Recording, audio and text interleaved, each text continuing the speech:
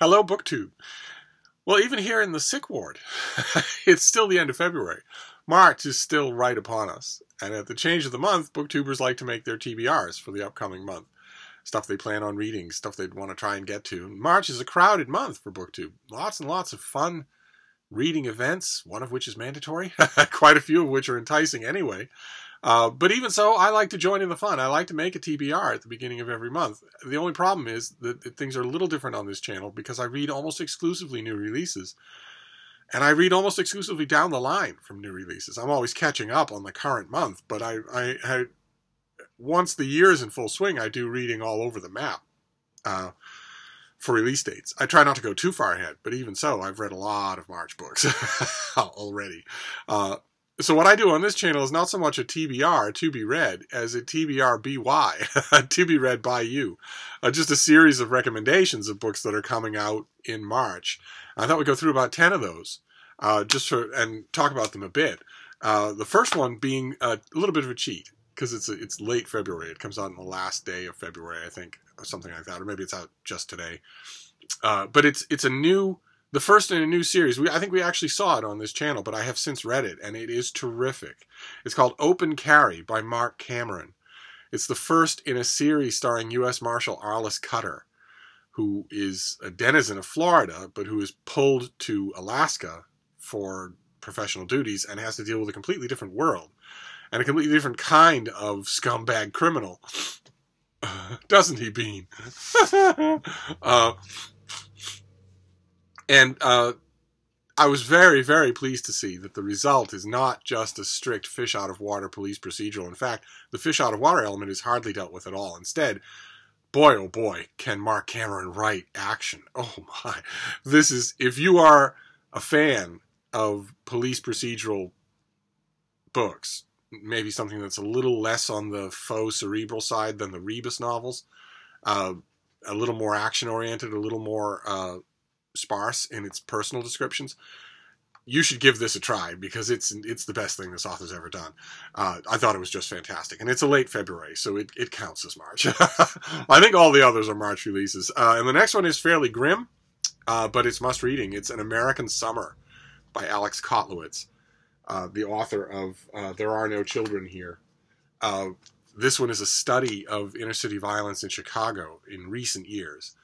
A plague of homicides in Chicago that has made the news, of course. It made every one of Donald Trump's stump speeches when he was talking about inner cities and violence during the last U.S. presidential election. And it has causes, and it has sociologies, and it has personal stories. And Kotlowitz is the perfect person to write all this. And the book is harrowing, but really, really good. So I do recommend it, even though it's a little grim. Then this next one is something we've seen on this channel. It's by Roy Flechtner, and it's St. Patrick Retold. And I will list all these books down below.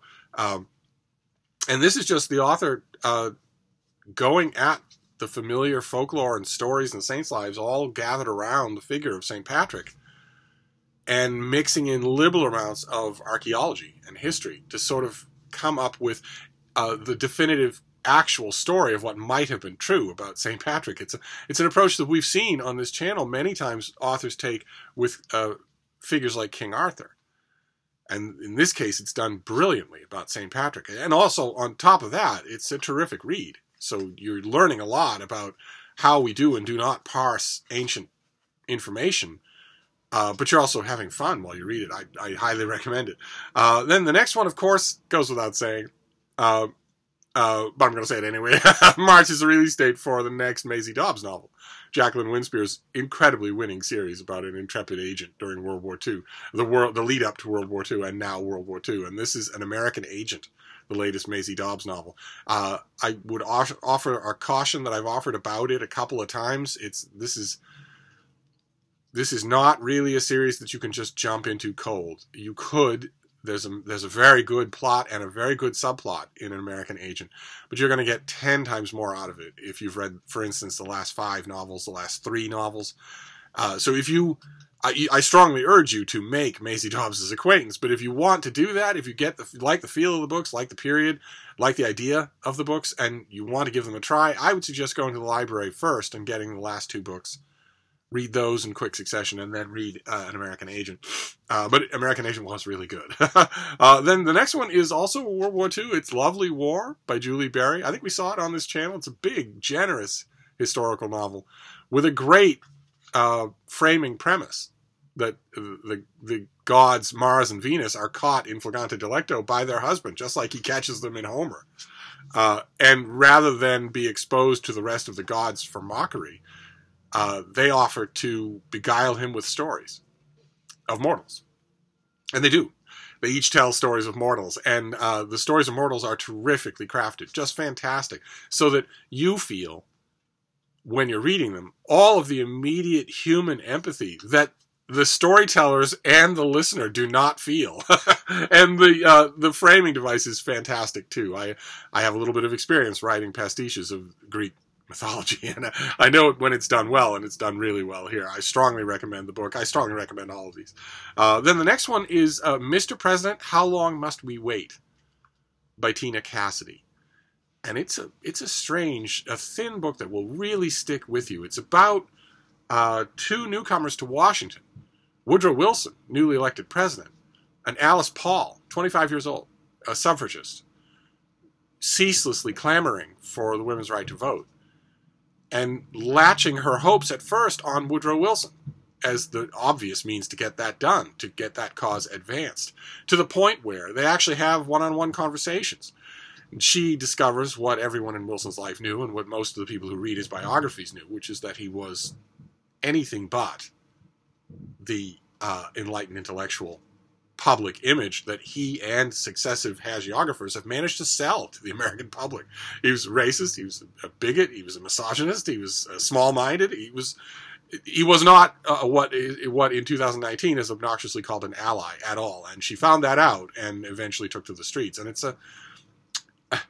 it's strange because Tina Cassidy has complete command of this material. The strange thing is that I was 2/3 of the way through the book, and I was thinking, no, I want this to be a much longer book. This is really a much longer book. You should be talking much more about, for instance, the only woman in Woodrow Wilson's life whom he respected, his wife, who eventually started running the country when he had a crippling stroke.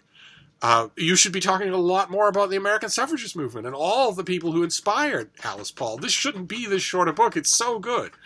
But when you think about it, that does count as a recommendation. So I do. It's just I wish there were more, and that's the highest compliment you can pay to a book, is to wish there were a lot more of it. The next one is one we've seen on this channel before. I had a strong suspicion that I would like it, and I did. I loved it. It's by Harold Holzer, who is a great Lincoln writer. Lincoln and the Power of the Press, President-elect Lincoln. He understands Lincoln in a way that even some of Lincoln's multi-volume biographers do not. But in his latest book, his Monument Man, about Daniel Chester French, who wasn't Lincoln, but who is responsible for the image of Lincoln in the minds of more people than ever will meet him in a biography or ever met him in real life. Because among all the other things that French designed, he also designed the Lincoln Memorial. The statue of Lincoln, the incredible, haunting statue of Lincoln at the Lincoln Memorial, is his work. At first I thought that's a mighty slim peg on which to hang your hat of an entire biography, but Holzer doesn't let you down. I should never have doubted it. It's just an entrancing book. Just entrancing. Then the next one is something we've seen on this channel a couple of times. I finally read it. I read it in one gulp. I was just spellbound the whole time. It's Cemetery Road by Greg Iles, who's difficult to categorize. It's even now, after all day thinking about it, I'm trying to figure out how to categorize this. It is an atmospheric thriller. Man goes back to his small hometown, his benighted small hometown, where all power still resides in, shadowy back rooms, and where the local newspaper is failing, the local businesses are failing, shady deals are being made to bring in outside revenue. And he gets plunked down into the middle of all of it, and there is a couple of crimes, that he and an ally in town commence to investigate and try to solve. So on one level, it sounds like every kind of murder mystery, the contemporary murder mystery, written today. But it's not. Oh, it's not. It's not. It's so much more than that. This guy is an amazing literary talent. it's hard for me to synopsize. If you've read, like, for instance, his previous trilogy that starts with Natchez burning, then you'll know what I'm talking about, and you will also probably find it hard to synopsize. But if you haven't read that trilogy, read this book. You don't need to read anything else. Just start with Cemetery Road. Borrow it from the library and see if you are not satisfied. You will be satisfied. This author does nothing by half measures. So by page 30, you have already read as much meat and texture on the bone as you get in most novels. And it just keeps going from there. And so if you haven't encountered this author and you're curious, then borrow or, buy, if you're flush with money, buy Cemetery Road. It's a perfect place to start. If you like it, you've got a lot of other stuff to read because Natchez Burning and the 2 novels that followed it are not short. But then the next one is very, very short. It's a tiny little thing. I don't remember if we've seen it on this channel or not. It's The Life of Leonardo da Vinci by Vasari. Vasari was a famous biographer from centuries ago who wrote The Lives of the Artists. An enormous work that's usually abridged to just the famous names, Michelangelo, Leonardo, Raphael, that sort of thing. You can get it unabridged. There was a lovely 2-volume hardcover slipcase unabridged translation from years and years and years and years ago, 30 years ago, that I'm sure is still available.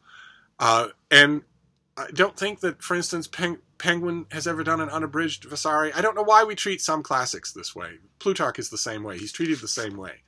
Instead of getting one edition after another of the unabridged version of the work that they labored on for most of their life, we get the bits and pieces, the people that we know, as if Vasari writing about an artist in Renaissance Florence that we don't know will somehow be boring. Vasari is not a boring writer. He's a very, very good writer. And Thames and Hudson has decided to split off just Vasari's Life of Leonardo da Vinci and put it in a cute little hardcover that has not only the life in a new translation by Martin Kemp, who is a great Leonardo scholar, who wrote a great book about Leonardo da Vinci. I think I wrote a review of it. If I did, I'll leave a link down below. He co-translated Vasari's Life of Leonardo with Lucy Russell. But it's not just that. It's also got a long introduction by Martin Kemp. Anything this guy writes about Leonardo is worth hunting out and finding. And this has a long introduction of its own, and it's got full-color reproductions of all of Leonardo's artwork in this little thing you can put in your pocket. So although you would think on one level that I would object to it because it is sort of the quintessence of what I'm talking about, where one life is literally chopped off from the whole book and made into a book of its own, even so, we are dealing with a Leonardo da Vinci anniversary, the 500th anniversary of his death. So a small flood of Leonardo books are coming out, and this is one to get. There's one other that I hesitate to recommend because it's murderously expensive, and I haven't actually laid my eyes on it yet, so I don't know if it lives up to its advanced billing. So that'll have to be the next TBR BY. But for this one, I don't think this Leonardo da Vinci Life by Thames and Hudson will be stacked in your Barnes & Noble, but you will be able to take note of it and order it, and it's worth having, especially if, for instance, Leonardo da Vinci is your, as the kids say, your jam, and you're not really interested in the 500 other artists that Vasari writes about. Maybe you don't want Vasari even abridged. Maybe you just want, Vasari is an absolutely invaluable resource when writing a life of Leonardo da Vinci. Maybe you just want that. Maybe you have a shelf of Leonardo books. If you do, this has to be on that shelf. So that's a weird thing too. It's the strangest thing on the list. Then the next one, we've mentioned it on this channel. I had a feeling that it would be in a March TBR BY, even though on many levels I object to it. But nevertheless, here it is, simply for the best reason, for the reason that should guarantee that the book is on here, because it is just a bravura performance. You can't miss this writing. It's The Impossible Climb by Marc Synott, about Alex Honnold, the free climber Alex Honnold, and his free climb of El Capitan in Yosemite, which, if you've ever been to Yosemite on the ground and looked up at El Capitan, it looks like a sheer rock wall. It pretty much is a sheer rock wall. One of those, an actual mountain goat, the white mountain goats with the black tiny hooves and the really sharp black horns, the ones that you often see photos of the daring do of their climbing on seemingly inaccessible places the size of a postage stamp. A mountain goat could not ascend or descend El Capitan. Alex Honnold did, and he's a free climber, so he did it without any hoists, without any hammers, without any pitons, without any guidelines, nothing at all, which means that when he was 200, 300, 400, 500 feet off the ground of Yosemite, and if he slipped, he would have died in front of everyone. That's what free climbing is. And one of the things that I object to about the whole subject is that there's a cult of personality around Alex Honnold that he very much doesn't deserve, that actively cleans up some of the dumber and more sordid aspects of his life. You will not hear about serial stoning, about him being stoned almost all the time when he's not climbing. You will not hear about rogering fangirls in his van. You won't hear about any opportunistic stuff like that. Instead, his fans, and Marc Synott, I think, very much counts as his fan. His fans like to consider him this, oh gosh, overgrown kid who's just full of wonder. When it's obvious when you hear him interviewed, or when you hear him speak, it's obvious that he is part opportunist and also part slightly brain damaged. So there's a reason why he doesn't seem to fear what he's doing. And there's a reason why he seems constantly awestruck and aw shucks. In other words, I don't buy into the cult of Alex Honnold. And the main saving grace of The Impossible Climb is that I was never asked to. Instead, page after page of absolutely razor-sharp prose. I was just drawn into his world. I don't have to. I can suspend my own cranky brontosaurus opinions long enough to be pulled into a world that a writer like Marc Synott wants to show me. And I did, and I'm so glad that I did. I learned so much, and the book reaches way into the past of free climbing and talks about the culture, the ethos, the world, the people, not just Alex Honnold, but also lots about him. It never made me sympathetic. It never changed my mind about Alex Honnold, but it changed my mind about a lot of the world around him. It's a sports book. If you want to call free climbing a sport, I don't think it is. I think it's controlled suicide attempts. I don't think it should be legal. But one way or another, if it's anywhere close to your orbit, if it's anywhere close to something you think you might like, it's certainly not close to any of my orbits, but it's that good. If it's close to your orbit, then reach for it, because it's good. It's very, very good. I hate in a way, I hate to say it, but nevertheless, I call them like I see them. Then the next one is a debut work of fiction, and you would think that I would hate it. It's called Fall Back Down When I Die. It's by Joe Wilkins, and set in Montana. A young man in Montana whose world has serially, bit by bit, fallen apart around him through no fault of his own. He's left with staggering debts, the death of his parents, left with back taxes, unpayable mortgage on his land. And in addition to all that, when all that is piling up to crush him, he's also suddenly awarded custody of a child from a distant relative. He's the only person. He is the one that the legal system reaches out to. So he has no choice, and it looks like the straw that broke the camel's back, but instead they forge a bond that Wilkins really conveys well. It's beautifully written prose. Tiny bit on the purple side. It is a debut, so I'm willing to overlook a little bit. There's a little bit of histrionics, but the personal elements, the interpersonal elements, are wonderfully done, wisely done. And the reason you say, okay, why would you say that you might not like that? You love debut novels, and this sounds like this is a really good one. It is a really good one. The reason why you would be surprised that I like it is because it's pure hick lit. The term that I coined for trailer park bildungsromans, modern fiction in which the fact that a character has never been to a Starbucks is supposed to mean something about them personally. It does not. It does not. Being part of a ranch culture, a trailer culture, a meth culture, anything like that, says nothing about you. And there's a whole mini industry of American literature that I have dubbed hicklit that serves up heaping, steaming plates of that crap to readers in New York and L.A. who want the real American authentic. And they're not getting it. They're getting a stupid blackface stereotype. And on the surface, when I praised this novel originally from a distance with a scowl, I thought it would be that. It looks squarely in that area, but it's terrific. So, and it's not that. So it's if you want to take a chance on a debut novel, this is one to take one on. Then the next one we'll do Cold Day in the Sun by Sue Biren. It's a YA novel, and it is utterly charming. It's about a young woman on a high school hockey team who really just wants to be left alone to be great at her sport. She is terrific at her sport. And she's a little bit sick of the jokes, and she's a little bit sick of the innuendo, and she's a little bit sick of the attention. She just wants to be great at her sport and not deal with all the rest, with all the sociologizing or the politicizing of the fact that she is so good. And in her quest to just be taken seriously and do that, she finds that she has an unlikely ally in a boy on her hockey team.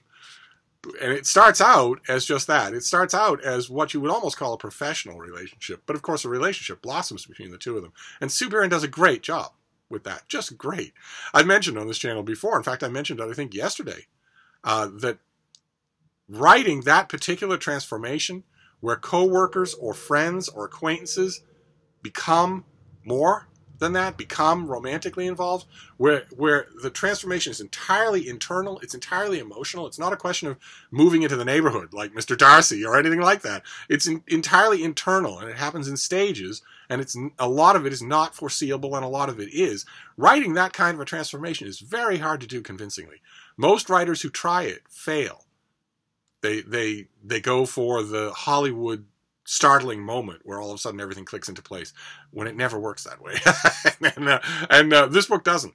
This is exactly why I love the YA that I love, when it does stuff like this. Because it treats very adult emotional subjects in the world and terms of YA. So an actual young adult reader coming to this book is not only going to experience the joy of not being condescended to, but they might learn a lot. I just loved it. I thought it was fantastic. Again, I will leave all of these down below. Then the next one is a bird book. It's by Ted Floyd. It's from National Geographic Press. It's called How to Know the Birds. And it's a slim thing that is about knowing the birds. Every chapter is about a specific kind of bird. You get the name and the Linnaean classification. And you might think, okay, well, it's a birding book then. The title even says so, How to Know the Birds. So this is going to be about bird watching. Where do you find a yellow-breasted tit? How do you identify their call? What's their mating season like? When will they show up in the Ramble in Central Park? And it kind of is that, but it ends up being so much more. Ted Floyd, I don't think, is ever even really seriously thinking about it being that kind of a book. Instead, the emphasis is on know.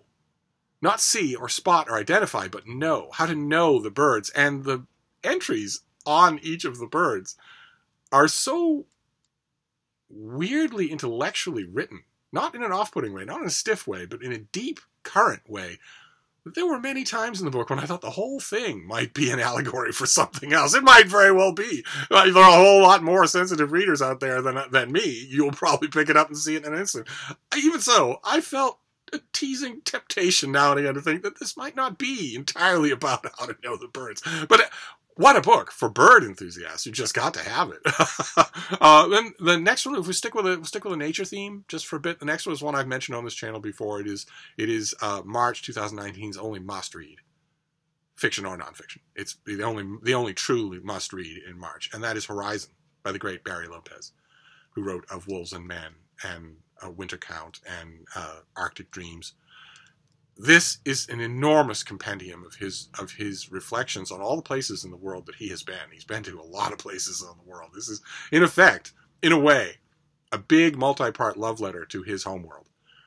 But it's full of his signature gorgeous prose, his signature unsettling, paradigm-shifting insights into everything that he sees.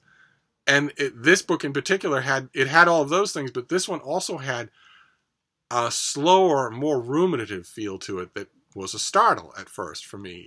It's not in any of his other books. Not this particular tone. In this book, it almost feels like a goodbye. It almost feels like a writer who is slower and knows he is, and that sort of plangent awareness is starting to work its way into his prose. Beautifully done. Thought-provoking all the same for that. And boy, oh boy. It's going to be a big, fat hardcover, so it might be outside your budget, but your library should have it. If your library doesn't have it on order, get them to order it. Twist an arm here and there. It's nature writers, if you want to use that term, feels like a limiting thing when it's somebody like Barry Lopez, but nature writers don't get any better than this. Books don't get any more important than this, especially if, I mean, God forbid, the feeling in Horizon is that this might be the last big major book from Barry Lopez. I hope that's not true. But even so, get your hands on it somehow. Download a cheap digital copy. Insist that your library order it. Buy a copy that if you want to help Barry Lopez out directly, anything like that. But it gets my strongest recommendation on this list. Then the next one is very thin, jam-packed. Jam-packed, bristling with brilliance on every page. It's The Art of Bible Translation by Robert Alter, who just recently finished a multi-decade-long effort on his own part to translate the Hebrew Bible. Entirely new translations from start to finish of the entire thing with a ton of notes, and the amount of notes is equal to the amount of prose that he translated. All of it done in paradigm-shifting new ways. His Hebrew Bible doesn't read like anyone else's. It certainly doesn't read like it's taking anything in its translation for granted. So that when you're reading his Hebrew Bible, as I just recently did, I did it last year twice because I got an advanced copy and then I got the finished 3-volume box set. And when you're reading it, you are aware of two things. The first thing is that it reads like no other translation of what Christians call the Old Testament that you have ever read.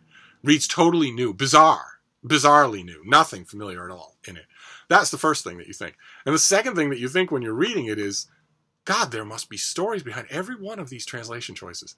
And The Art of Bible Translation is the distilling of those stories. This is the greatest Bible translator of our age, writing a book on the experience of translating the Bible. So it's indispensable.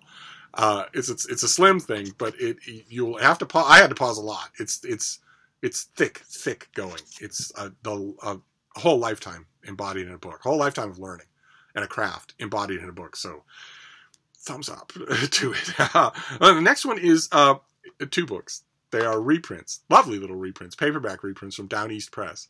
Did not see them coming. Could not be happier that they are back out in the world, or as far in the world as Down East Press books get. There are 2 volumes called This Trifling Distinction and You Should Start Sooner. And they're both by John Gould. And they are both collections of a column that he wrote for my very own Christian Science Monitor for 60 years. He wrote his column for the Monitor for 60 years. And every single column was his reflections on life in small town Maine. What it's like to be from Maine. Often he takes a very Mark Twainish tone where he goes outside of Maine, where he goes to the normal world of civilization and sidewalks and, people who don't get their milk from their own cows. And those are hilarious when he does that. I think it's This Trifling Distinction that starts off with a great piece where he's written a few books. They've received a little attention, and he gets invited to a literary meeting for the literary ladies of Boston, which, as in the essay, he points out, the literary ladies of Boston in both genders. At an event in Copley Plaza that is sponsored by Jordan Marsh, which was an old department store in Boston that once upon a time had the power of God itself. If you made a positive impression on the books person at Jordan Marsh, your reputation was made. And that essay is hilarious from start to finish. But they all are. In their own way, they all are. Because those of you who are not from America might have a little trouble understanding what Maine is. It's a little difficult to describe. Americans love their myth of the frontier. The frontier is always out west. And they just push it further and further and further. They love the idea, for instance, Montana fiction is it's redolent of the myth of the frontier. It isn't actually true. It isn't actually true. 1/3 of the land in Montana hides nuclear missile silos. 2/3 of the land in Montana is owned by the federal government and policed by drones. It's not, but Maine? Upstate Maine has remained the frontier. It was the frontier before there was an America. It was the frontier during the American Revolution. It's been the frontier ever since. Upstate Maine is weird. It's just weird. Gorgeous. Absolutely gorgeous. But Gould came from that world, and he captured it better than anybody, and he did it for decades. So you know, hats off to Down East Press for doing even a small sliver. 2 books is just a small sliver of what you could do. You could do a whole library of John Gould if you wanted to. But who knew that anybody would even think to revive him and bring him back into the light of day? That's just incredible. I was overjoyed when I saw them. So I'm highly recommending them here. They are a particular kind of Americana. I'm not sure that I would recommend them to non-American readers, but American readers, yeah, I would. And then we'll end up here with American history. There's a book coming out called The Road to Charleston by John Buchanan, and it's about the Southern theater of the American Revolution, and specifically the architect of that theater, Nathaniel Greene. An architect, a theater of the American Revolution that is still, after all this time, comparatively lesser known. Most Americans aren't taught anything about the American Revolutionary War as it was fought in the South. They're taught about Lexington and Concord. They're taught about the retreat in Manhattan. They're taught about Yorktown, but that's as far south as they go. And Nathaniel Greene the whole time was fighting to prevent disaster for the fledgling colonies, and doing it with tremendous distinction, tremendous genius. And years ago, Buchanan wrote a great book on the American Revolution, one of those books that just has to be in your library, called The Road to Guilford Courthouse.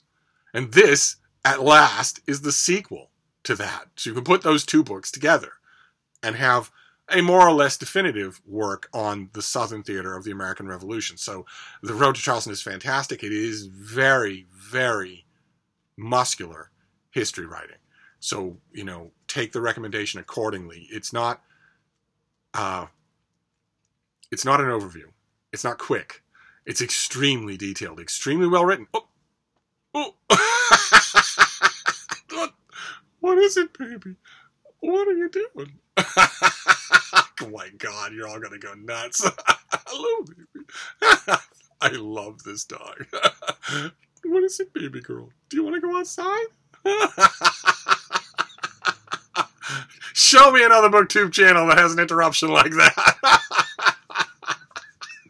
She jumped up on my back to lick my ear. Anyway, I was just about done anyway, and that's just as well because I'm being called elsewhere. But that wraps up my TBR BY. I'm wrapping up on a strong note because this is a major work of history that's coming out. The Road to Charleston is a major work of history, a serious work of history. So that wraps up my. I'm still laughing about Frida Bean. She's a little insistent. That is my March 2019 TBR BY. Sorry for the length of the video, but there are a lot of books coming out in March. And you know, the main thing about the books coming out in March that I noticed when I was looking over the month is how many of them are dramatically bad. Really, really bad books are coming out in March. But as you can see, lots of really good ones too. So again, I will list all these down below, and I will be back as soon as his master's voice is satisfied. Thank you, BookTube.